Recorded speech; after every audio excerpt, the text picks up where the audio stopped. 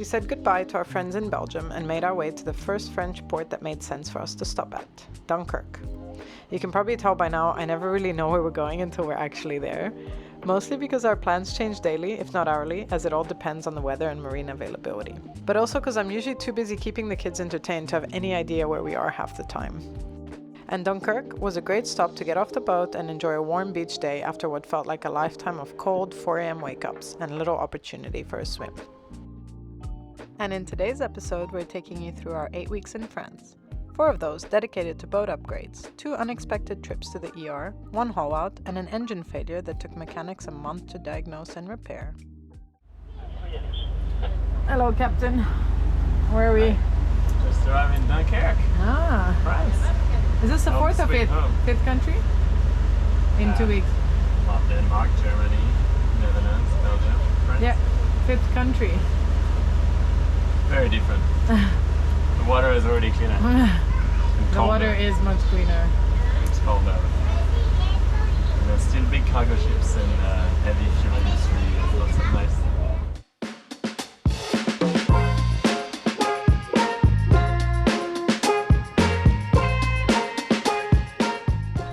Yeah, but the bad news is there is jellyfish. Is that why you made your own pool? But not many. No. Max has made a cool little pool. Can I sit in the jacuzzi? It is warm.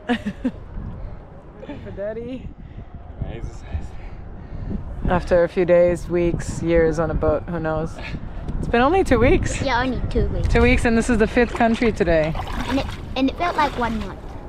Feels like a bit 1 month. longer. Yeah, it feels like 1 month.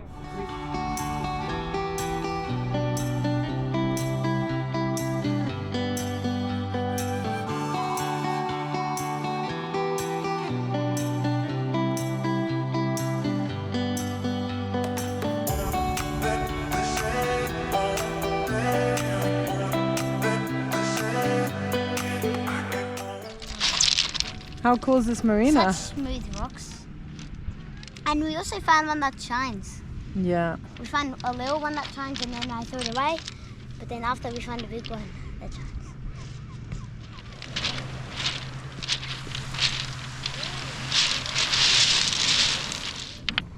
I'm making my own castle. Does this frog look like an eye? Oh no, they're not walking. Like an ant. Smiley potato. Look, Mama, 1 eye, 2 eyes, It does smiley look like potato. a smiley potato. Smiley potato owns a Oh, castle. another tiny one. On that side. Not like...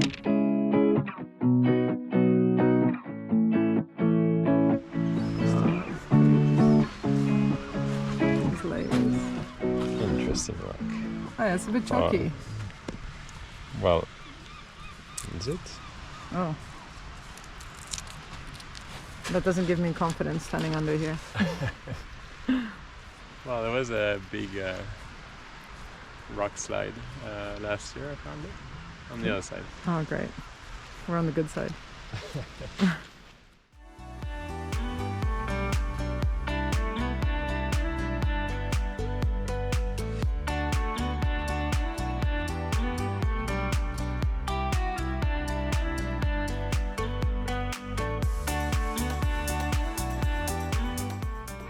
I want to paddle like, see that hole there? I want to go paddle through there. Oh, we Go can. in there. And the tide's coming up. Yes, we can.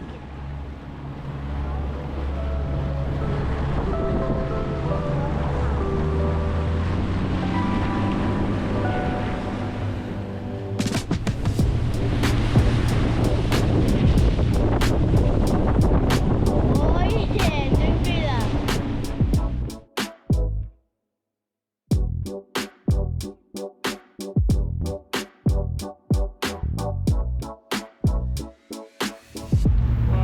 See up here?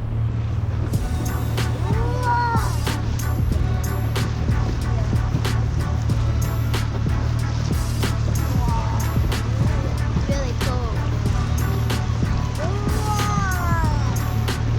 Hey, Tranquila!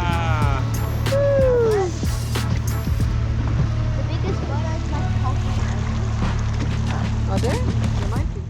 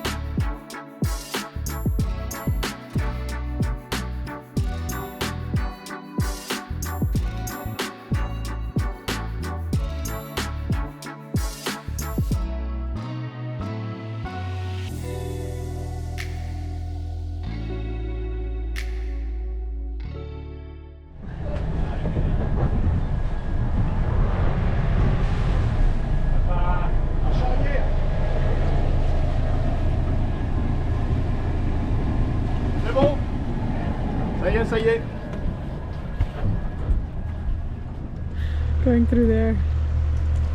This time it's better. We're going against the currents. We had a bit of room each side yesterday still, but even now it just feels like we won't fit again. But hopefully it's much better.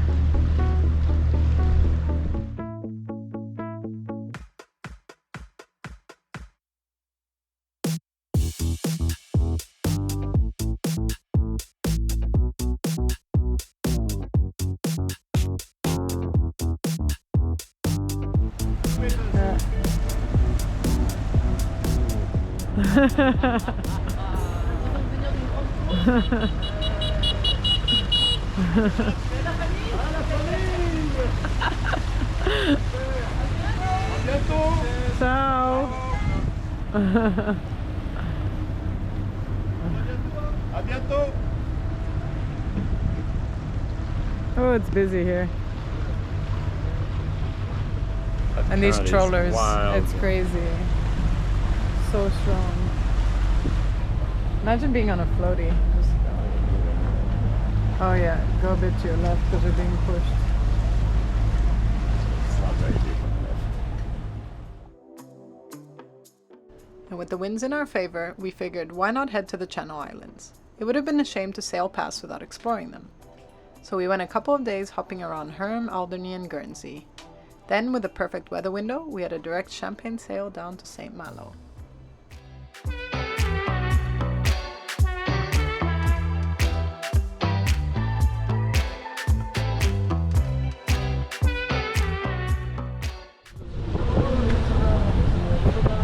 On the beam, no waves, beautiful sunshine and warm. This is what we want. Our first stop in Bretagne was Saint-Malo, where we indulged in some much needed crepes and ciders to celebrate. We rented a car for the day to visit the iconic Mont-Saint-Michel, a medieval monastery built on a rocky island in Normandy, famous for its dramatic tides and rich history. There is a famous saying for a reason: the tides come in faster than a galloping horse. Around Mont-Saint-Michel, the tides can rise up to 14 meters, making the island appear to float. It has also inspired fantasy worlds and films such as Tangled and Lord of the Rings, and was a major pilgrimage site in the Middle Ages. That's where we came from. Crowds of the castle. Oh, right there. 3 See? kilometers down. Yeah, we did 3 kilometers to walk all the way to this castle.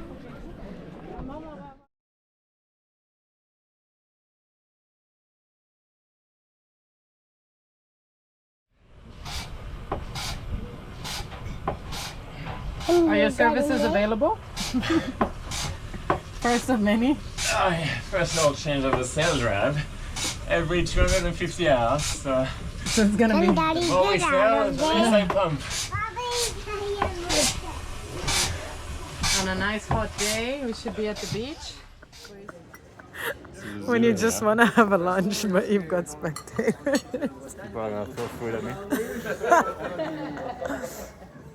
So we had to make an unplanned stop as Maddie hurt her arm, and after almost 24 hours of it not getting better, we knew it was something more and we had to get it checked. We got seen immediately though, and the doctor knew exactly what to do. But Maddie had a pulled elbow and they popped it back into place, but in our wild child's true fashion, she was on a bike again as soon as we arrived at the marina.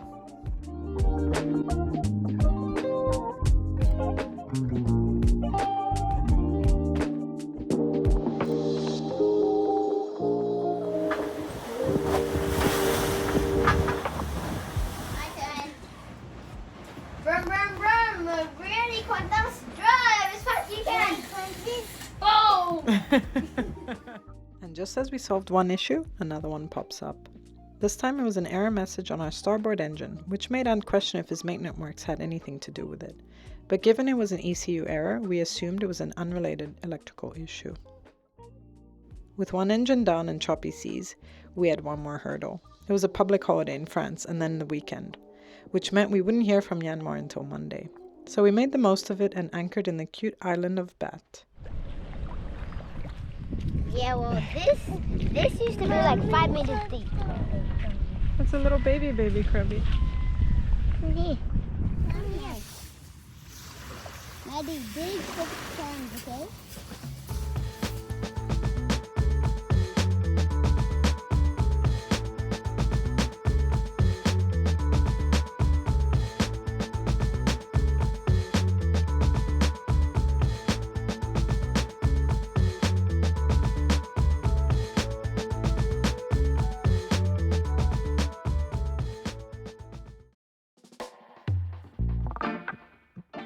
Whilst we worked with Yanmar to diagnose the issue, we decided we had to keep moving anyway to get to a port where a mechanic could potentially help us. Setting off on one engine is always a bit nerve-wracking, as we still had to continue to navigate locks, tides, and docking into marinas, and hoping that the second engine wouldn't cut off for the same unknown error at any given point.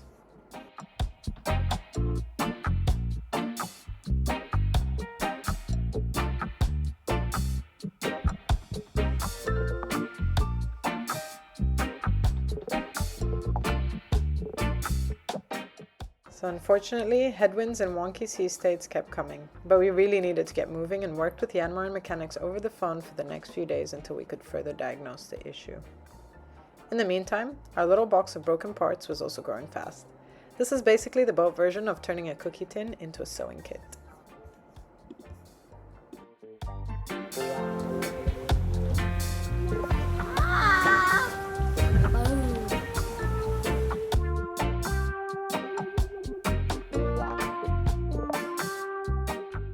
The marine electricians told us the boat would be upside down and without power for a while. And coincidentally, Ant's parents live nearby, so we dropped the kids off with the grandparents, and Ant, his brother Nico, and I enjoyed a sail down to La Trinité over the weekend. And we might have also gotten distracted enjoying our sail, that by the time we looked back, a squall was coming in fast. We had just enough time to bring our sails in. Unfortunately, another boat nearby didn't get so lucky and tore theirs.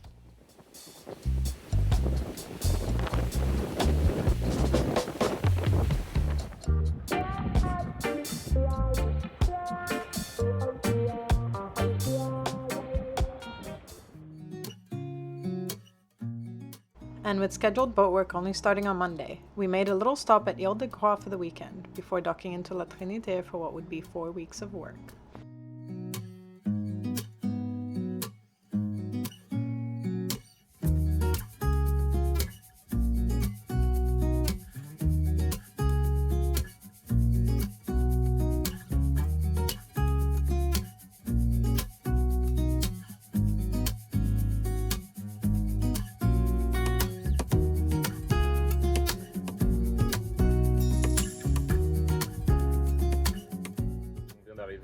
Et je crois qu'on avait une place au Mall Caradec. Je vous attends vos instructions pour aller nous ranger. Merci. Bien sûr, on va vous placer dès que possible. I joked that our entourage of electricians had arrived, and after seeing the amount of work they were doing, I know why all the vans were needed.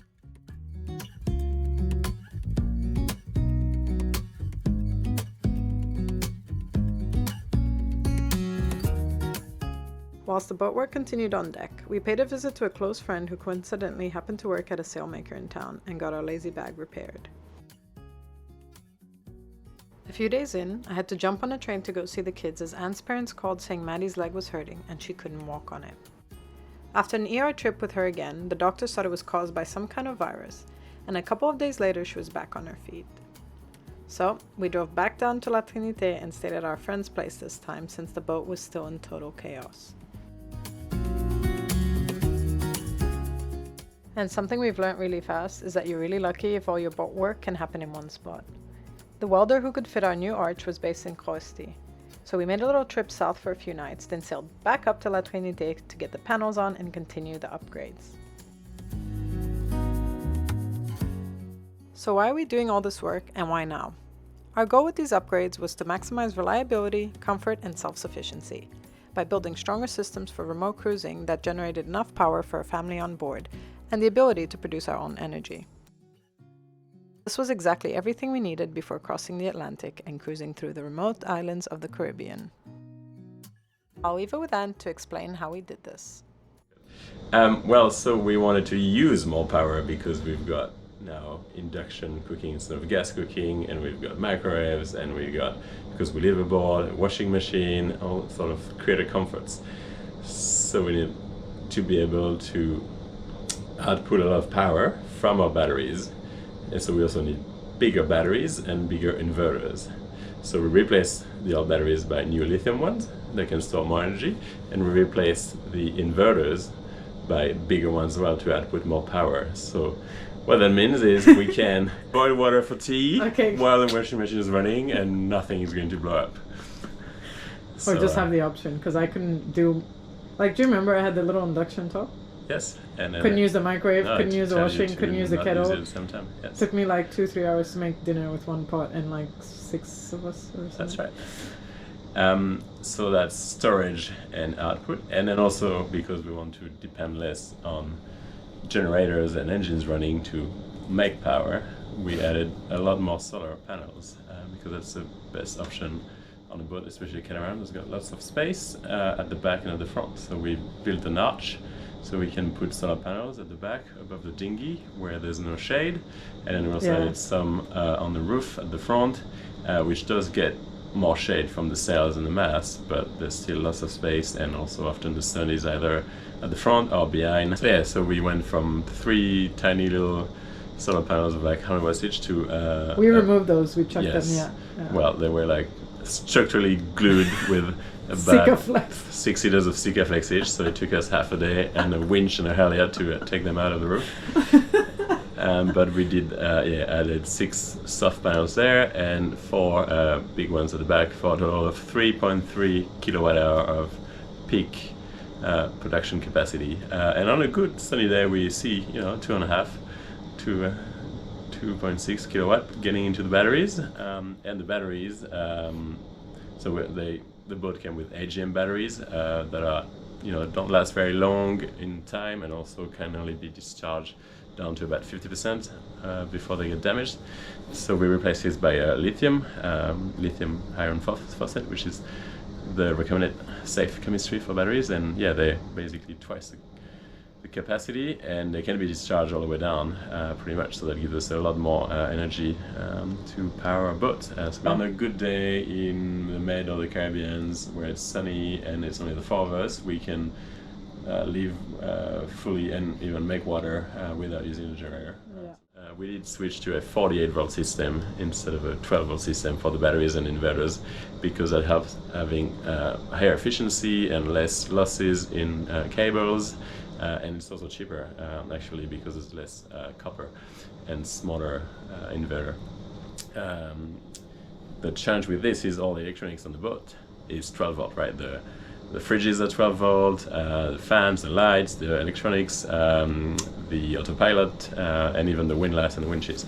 So what we needed is a converter to go from the 48 volt batteries to the 12 volt electronics, and also the alternators in the engine are charging at 12 volts. So we need a converter that goes both ways to charge the 48 volt battery from the 12 volt alternator on the engines. These are not really common, at least not at the power that we need, and so we found a company in Australia called Safari, which make these very fancy high power two-way DC-DC converters, so from 48 to 12, and they do hook to the alternator, so they can make sure they don't fry it by running it too hard, and they can power all the 12 volt electronics directly from 48 volt. So as soon as we press the button on a winch or the dinghy platform, for instance, it just pulls the juice out of the 48 volt and converts it to 12 volt, and it just works. And it's great because we don't have to worry about keeping a 12 volt battery bank. But we did do just as a backup because we go far away places, and these were pretty. We had a crossing to do. Okay, so basically what I heard is that I can have a new freezer and induction top and use multiple appliances whenever I want. Jokes aside, we decided to remove our gas oven as we bought a 3-in-1 microwave, air fryer and oven, which gave us room for a second freezer, so we now have 2 fridges and 2 freezers aboard.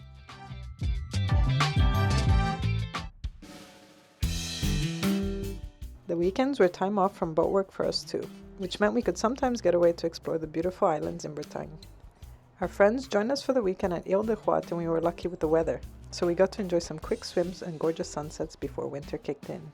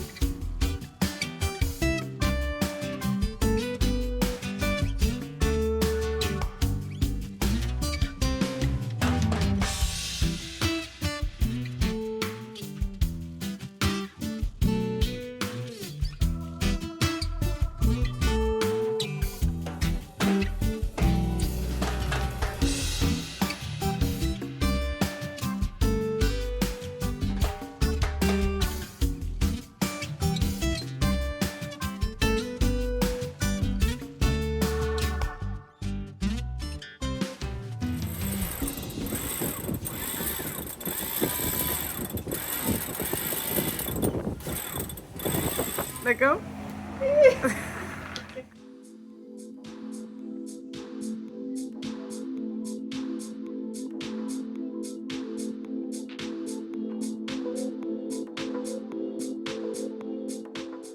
Monday came around pretty quick and it was back to work for us. This time we were headed to La Tourballe for our first haul out as Tranquila was in need of a scrub and a clean before we entered the warmer waters of the Caribbean.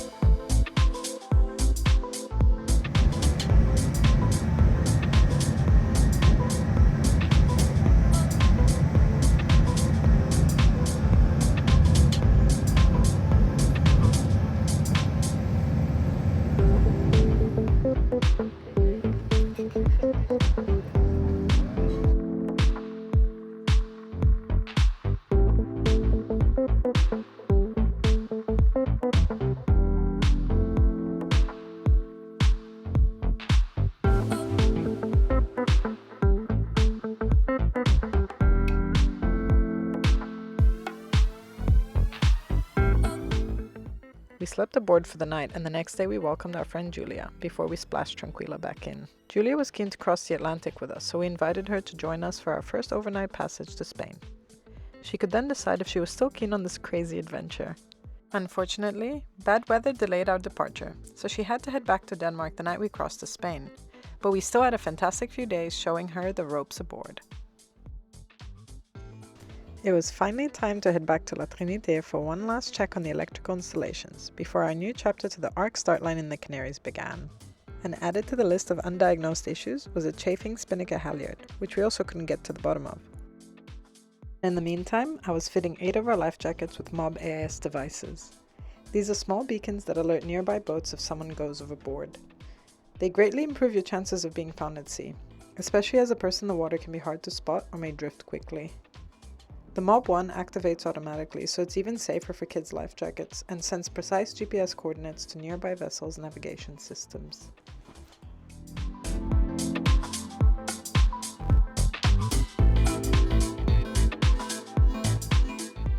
A few months ago, Ant and I wrapped up our sea survival training, and with our first offshore passage on the horizon, I started putting together our first aid and trauma kits.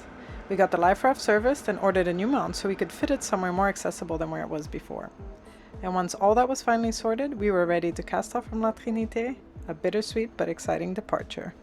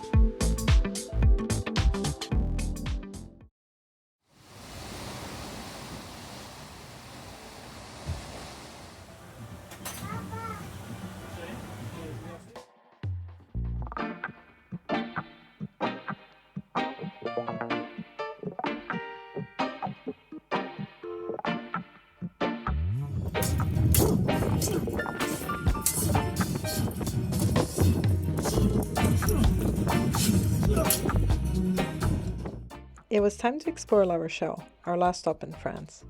We walked through the historic town, had some cabinetry work done, visited nearby family, and sadly said goodbye to Jules.